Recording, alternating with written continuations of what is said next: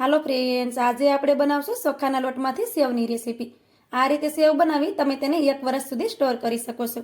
આ સેવ બિલકુલ પણ ખરાબ નથી થતી અને ખાવામાં તો ખૂબ જ ટેસ્ટી લાગે છે। તો આ સેવ ચોક્કસથી તમે પણ બનાવજો। તો ચાલો રેસીપી બનાવવાનું ચાલુ કરીએ। ચોખાની સેવ બનાવવા માટે સૌથી પહેલાં આપણે કઢાઈ લીધી છે। હવે આપણે તેમાં 2 વાટકી ભરી અને પાણી નાખી દેશું। જે વાટકી ભરી અને આપણે લોટ લેવાનો હોય એ જ વાટકી ભરીને આપણે પાણી નાખી દેવાનું।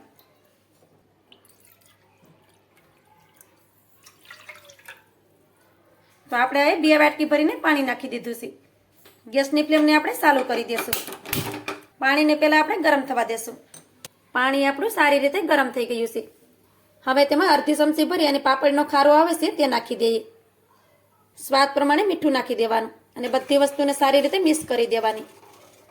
આમાં હું તેલનો યુઝ બિલકુલ પણ નથી કરતી, કેમ કે આપણે તેલ નાખીશું તો સેવ છે તે લાંબો સમય સારી નહીં રહે।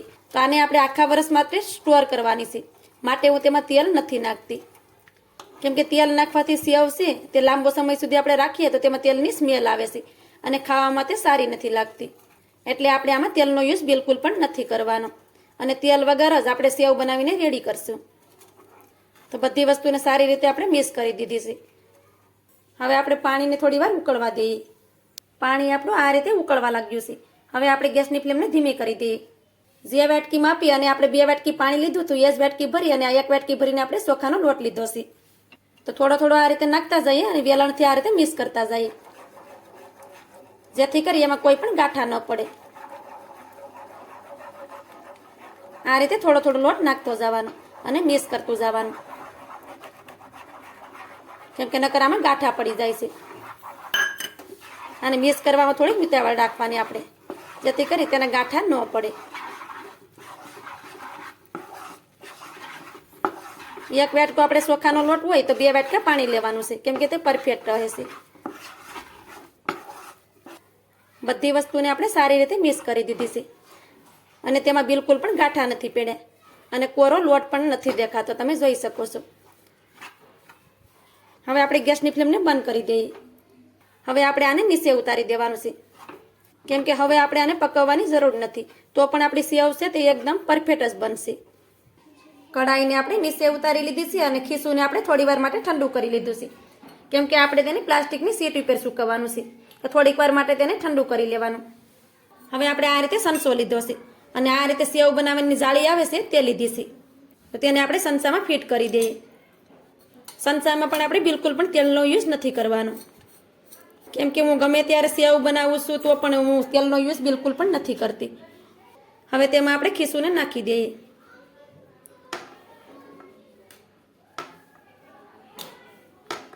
એકવાર આ રીતે ચોક્કસથી તમે સેવ બનાવજો, તમારી સેવ પણ પરફેક્ટ જ બનશે। મારી ચેનલ પર તમે નવા હોય અને હજી સુધી મારી ચેનલને સબસ્ક્રાઈબ ન કરી હોય તો સબસ્ક્રાઈબ કરી દેજો અને મને સપોર્ટ જરૂરથી કરજો। સબસ્ક્રાઈબ તો ફ્રીમાં થાય છે, તમારી એક સબસ્ક્રાઈબ અમારા માટે કેટલી બધી કિંમતી હોય છે, તો સબસ્ક્રાઈબ જરૂરથી કરજો। તો આ રીતે ખીસું ભરી અને પછી તેને આ રીતે બંધ કરી દેવાનું। તો આ રીતે હંસાને આપણે પેક કરી દીધો છે, તમે જોઈ શકો છો। હવે આપણે તેમાંથી સેવ બનાવીશું। સેવને સૂકવવા માટે આપણે પ્લાસ્ટિકની શીટ લઈ લીધી છે। હવે હંસાને આ રીતે ફેરવતા જઈએ અને સેવનો શેપ આપી દઈએ। આ રીતે આવી રીતે આપણે સેવ બનાવીને રેડી કરી લેવાની છે।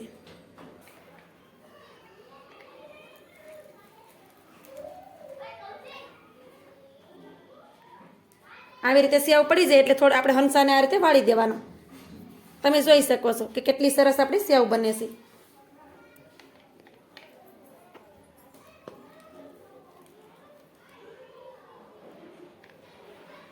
તો આવી જ રીતે આપણે બધી સેવ બનાવી અને પહેલાં રેડી કરી લઈએ।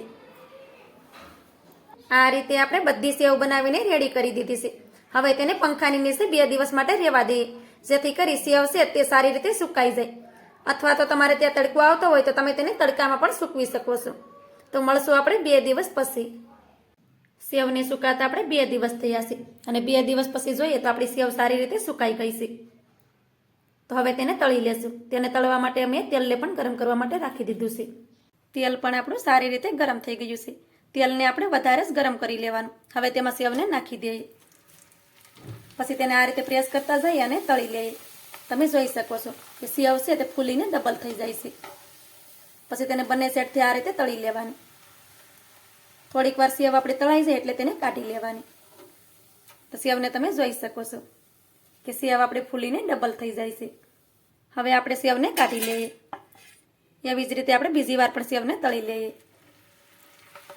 તેલ વધારે ગરમ હોય તો સેવને તળાતા વાર નથી લાગતી. બંને સાઈડમાં સેવ ક્રિસ્પી થાય ત્યાં સુધી તેને તળી લેવાની. સેવ ફૂલી જશે તો ફૂલીને આ ડબલ થઈ જશે. તમે જોઈ શકો છો કે સેવ આપણી સારી રીતે તળાઈ ગઈ છે. તેને પણ આપણે કાઢી લઈએ. હવે આવી રીતે આપણે થોડીક સેવને તળી અને રેડી કરી લેશું. આ રીતે આપણે સેવને તળીને રેડી કરી લીધી છે. આ રીતે સેવ કરી તમે તેને 1 વર્ષ સુધી સ્ટોર કરી શકો છો. તો આ રીતે સેવ તમે પણ ચોક્કસથી બનાવજો. તો મારી આજની રેસીપી તમને સારી લાગી હોય તો લાઈક કરી કોમેન્ટ કરી દેજો. ચેનલ પર નવા હોય તો ચેનલને સબસ્ક્રાઈબ કરવાનું ભૂલતા નહીં. તો મળીએ એક આવી જ નવી રેસીપીની સાથે. ત્યાં સુધી બધાને જય માતાજી.